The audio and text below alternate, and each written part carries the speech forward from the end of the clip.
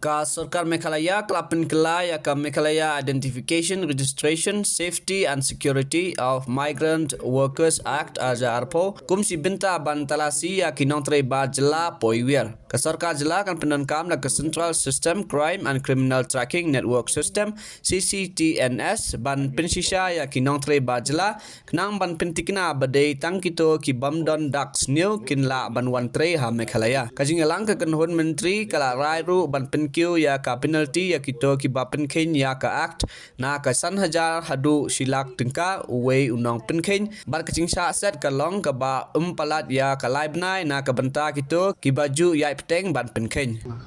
In today's cabinet meeting, one of the major items that was taken up, discussed, and approved was the amendment to the Meghalaya Identification, Registration, Safety and Security of Migrant Workers MIRSS Act 2020 and the Meghalaya Identification, Registration, Safety and Security of Migrant Workers Rules 2020.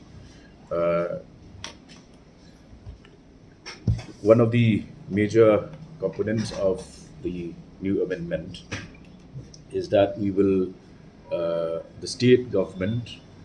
will optimize efforts to check the antecedents of migrant workers to ensure that only those with no criminal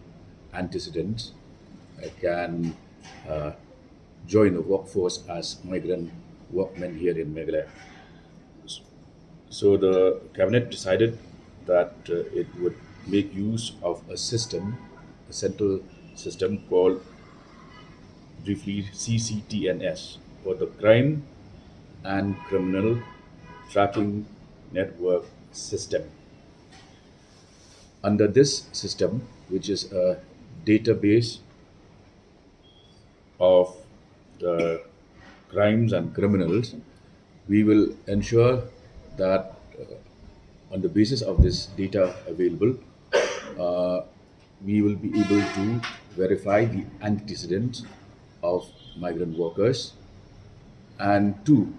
the local police will also be able to verify these antecedents based on this system. The system is available with the police, and the Department of Labor will coordinate accordingly to ensure that the records of those who will be registered as migrant workers here in Meghalaya is properly verified. Two, the cabinet also decided that under the Act, the original Act of 2020, there was a provision